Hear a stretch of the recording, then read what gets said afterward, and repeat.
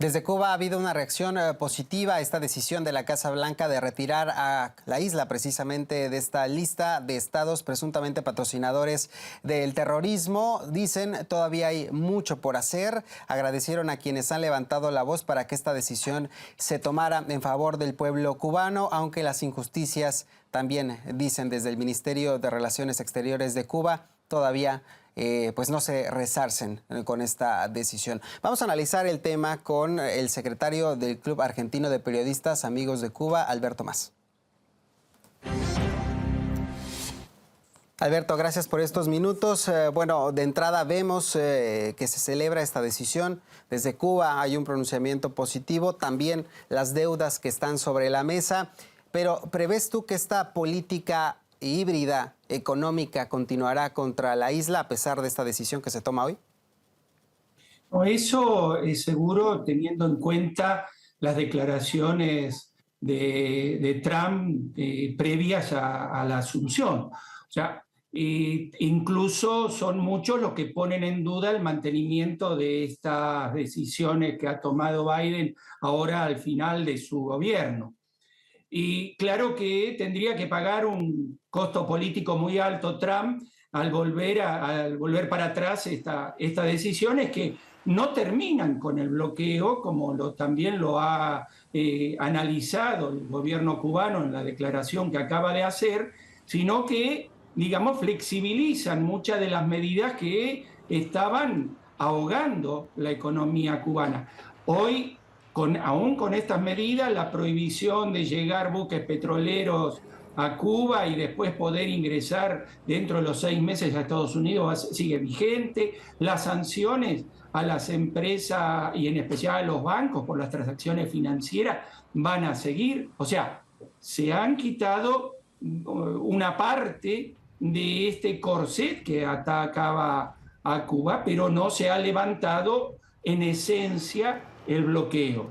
Se lo quita de la lista de países patrocinadores del terrorismo, que era realmente una vergüenza. Además, teniendo en cuenta cuál fue la excusa que se tomó para colocarla en esa lista.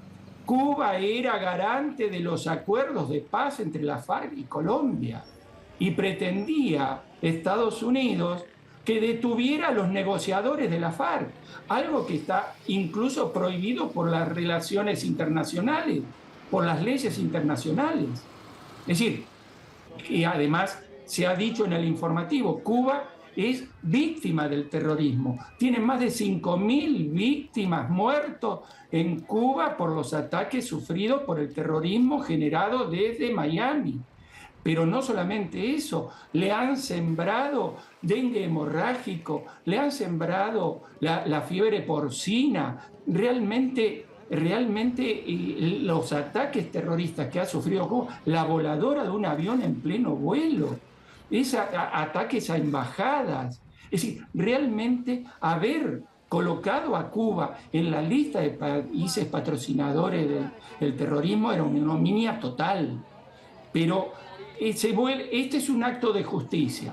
Esto permitirá al menos a Cuba comenzar a recomponer ciertas relaciones internacionales financieras que, con su incorporación al BRICS y con todas estas medidas que a nivel mundial se están tomando a favor de Cuba, podrá ayudar a una presión mayor sobre Estados Unidos. Bien. Recordemos que en Naciones Unidas es pavoroso en la mayoría absoluta de los países, con solamente 2 opositores, que son Estados Unidos e Israel. Así es. Oye, Alberto, a propósito de esto que ya comentabas sobre este comunicado del Ministerio de Relaciones Exteriores de Cuba, que también hay una parte que me gustaría destacar, que es para excluir a Cuba de la lista arbitraria de estados patrocinadores del terrorismo debió bastar el reconocimiento de la verdad, la ausencia total de razones para tal designación y el desempeño ejemplar del país en el enfrentamiento al terrorismo, lo cual han admitido incluso agencias del gobierno de Estados Unidos. Simplemente dicen bastar el reconocimiento de la verdad. Y hablando no propiamente de lo que tendría para Cuba de beneficios, yo te preguntaría al revés, ¿cuál ha sido el costo social, económico que le ha valido este tipo de decisiones a Cuba?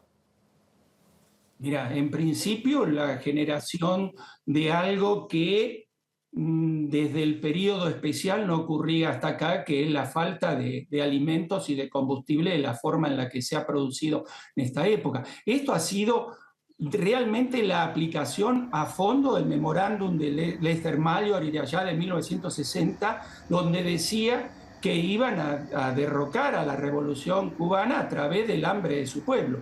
Intentaron realmente introducir el hambre en toda Cuba. Esto ha quedado expuesto, pero de la forma más tremenda y terrible, porque hasta le han impedido comprar las semillas para las plantaciones que eran necesarias, por ejemplo, el año pasado de papas.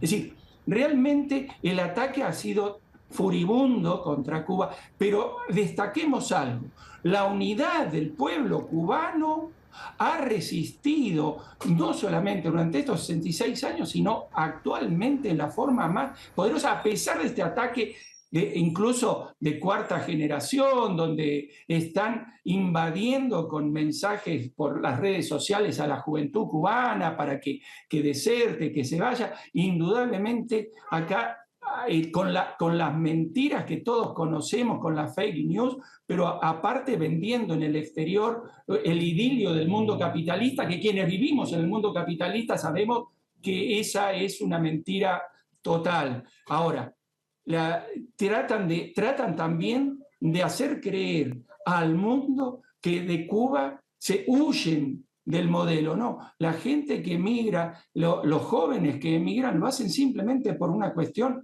económica, como es la migración en el resto del mundo. O sea que tampoco han logrado con todas estas medidas desactivar la unidad del pueblo cubano, que está demostrado.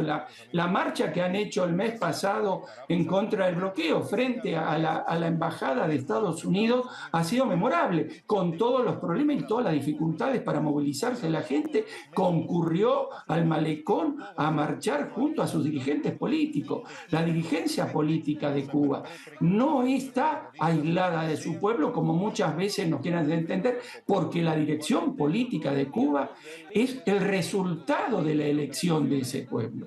Recordemos algo que no se dice nunca cuando se habla de elecciones, cuando se habla de democracia, que en Cuba las elecciones arrancan en el barrio, arrancan con las asambleas donde se elige a los delegados.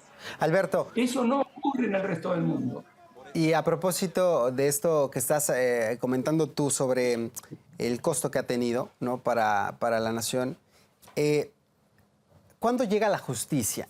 Porque vemos que este tipo de decisiones son resultado de politiquería interna, de castigar a quienes no se alinean a estos objetivos imperialistas de Estados Unidos, ¿no? Por eso que otros países están en esta lista, ya los referíamos, ¿no? Irán, Corea del Norte, Cuba. Es decir, ¿cuándo llega la justicia para quienes han tomado estas decisiones, tomando en cuenta todo el costo social y económico que ha pagado el pueblo cubano?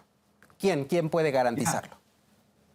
Mira, yo creo que esa justicia va a llegar en la medida que en el mundo la multilateralidad crezca como lo está haciendo en estos momentos, donde está poniendo en crisis realmente al modelo que quieren implementar desde Washington y los grupos económicos, financieros de los grandes grupos inversores anglosionistas y de la industria del armamentismo en Estados Unidos, conducidos desde Washington, que están entrando hoy en una crisis económica, ya que el dólar va a ir perdiendo su poder mundial. De hecho ya ha perdido más del 40%, en la medida que el multilateralismo, los BRIC, las asociaciones de colaboración entre los países sigan avanzando.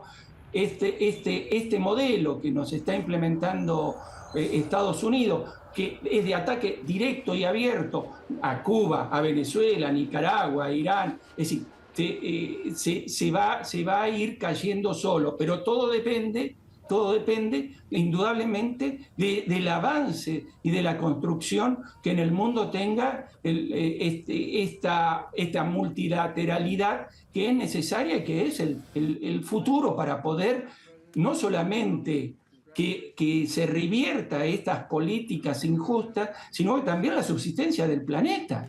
Porque estas políticas que están aplicando de Washington están destruyendo directamente el planeta. Bien. Y lo anunció el comandante Fidel Castro en su momento. Alberto, como siempre te agradecemos estos minutos para nuestra señal, muchos temas que nos dejas sobre la mesa.